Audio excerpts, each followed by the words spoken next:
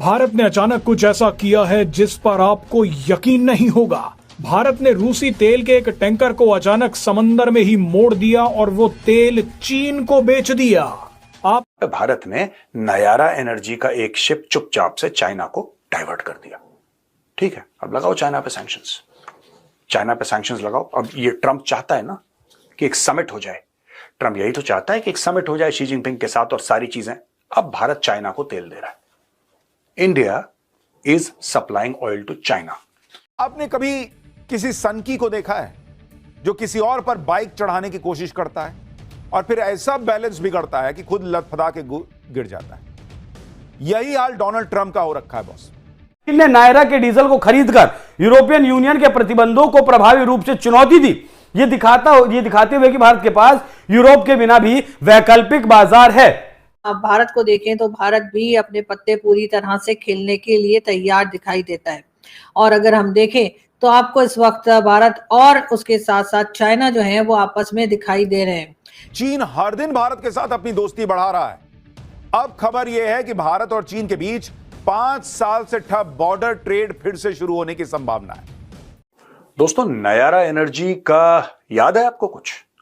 ये वही कंपनी है नयारा एनर्जी जो कि 49% रशियन ओन्ड है। द चाणक्य डायलॉग्स में हमने इसको कवर भी करा था और यूरोपियन यूनियन ने इसके ऊपर सैंक्शन लगा दिए। इसलिए लगा दिए कि साहब आप तो रशिया से तेल खरीदते हैं, क्रूड ऑयल खरीदते हैं, आप उसको रिफाइन करते हैं, आप भारत में बेचते हैं, दुनिया भर में बेचते हैं, पैसा कमा रहे हैं और ये गलत चीज और हम आपके ऊपर सैंक्शन लगाएंगे। चलो भाई ठीक है। अच्छा, साउथ ईस्ट एशिया के कोई देश की तरफ इनके टैंकर जा रहे थे, इनका माल जा रहा था।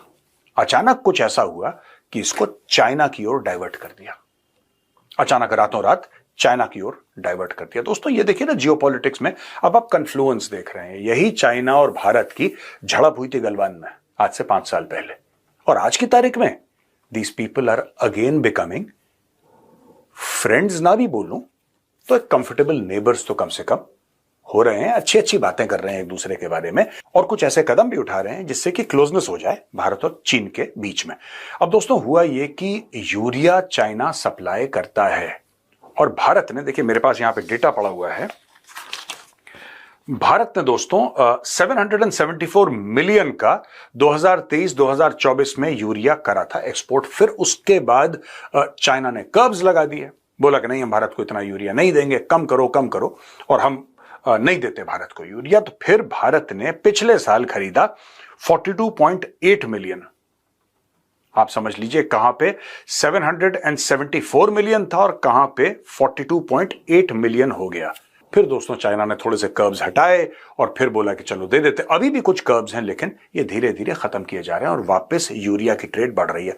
ये सब मैं आपको क्यों समझा रहा हूं, तेल, यूरिया, ये सब ये इसलिए बता रहा हूं दोस्तों क्योंकि डोनाल्ड ट्रंप, देखिए कई लोगों ने, जो अमेरिकन फॉरेन पॉलिसी एस्टेब्लिशमेंट के लोग हैं, उन्होंने एक बात डोनाल्ड ट्रंप को बताई कि साहब 20 साल हमने नाक रगड़ी है, 20 साल हमने खून पसीना बहाया है, 20 साल इंडिया को अपने पास लाने की कोशिश करी और आपने 30 दिन के अंदर, इन 1 मंथ, आपने पूरा रिश्ता खराब कर दिया। और कुछ करके नहीं दोस्तों, देखिए बात सिर्फ टैरिफ की नहीं है। मुझे लगता है कि अमेरिकन को, मैं भी पाकिस्तान पर भी आऊंगा क्योंकि इस पूरे खेल में जो पाकिस्तान है दोस्तों, वो कोई सिग्निफिकेंट प्लेयर नहीं है, वो एक इनसिग्निफिकेंट प्लेयर है, लेकिन एक छोटा सा इरिटेंट जरूर है। यह हमें बात माननी पड़ेगी। 20 साल से ऊपर अमेरिकन फॉरेन पॉलिसी एस्टेब्लिशमेंट ने कोशिश करी कि भारत को अपने करीब लाया जाए। ट्रंप ने सारा गुड़ गोबर कर दिया और यहां पे भारत ने नयारा एनर्जी का एक शिप चुपचाप से चाइना को डाइवर्ट कर दिया। ठीक है, अब लगाओ चाइना पे सैंक्शंस लगाओ। अब ये ट्रंप चाहता है ना कि एक समिट हो जाए, ट्रंप यही तो चाहता है कि एक समिट हो जाए शी जिनपिंग के साथ और सारी चीजें। अब भारत चाइना को तेल दे रहा है। India is supplying oil to China. दोस्तों, रशिया से तेल खरीदने पर जिस नायरा कंपनी पर अमेरिका और यूरोपियन यूनियन ने बैन लगा दिया था, उसी नायरा कंपनी ने तेल मंगवाकर पूरा शिप चाइना भेज दिया।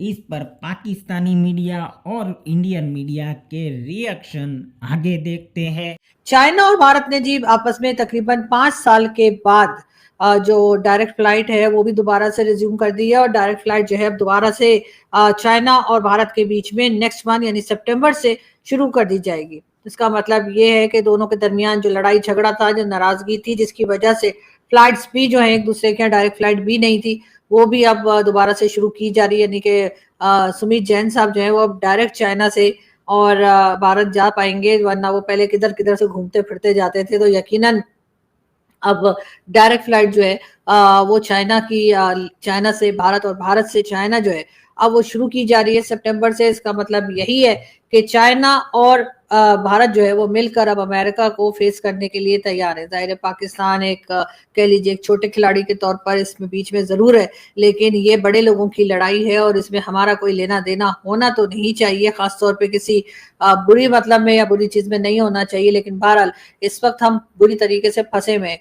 जैसा कि आप देख ही रहे कि चाइना और भारत के बीच में जो है डायरेक्ट फ्लाइट भी शुरू की जा रही है, दोनों के दरमियान बातचीत भी चल रही है, दोनों के लोग जो हैं वो आपस में यकीनन बिजनेस को भी और आगे ले जाने की बात करेंगे। लेकिन ऐसे में भारत के साथ तो हमारे टर्म्स वैसे भी कोई खास अच्छे कभी भी नहीं रहे, 78 ईयर्स से यही कुछ होता है। लेकिन क्या चाइना के साथ भी पाकिस्तान के टर्म्स खराब होने जा रहे हैं? इसलिए कि पाकिस्तान इस वक्त अमेरिकन कैंप में है और अमेरिकन कैंप में होने का मतलब ये है कि चाइना आपके साथ बहुत ज्यादा खुश नहीं होगा।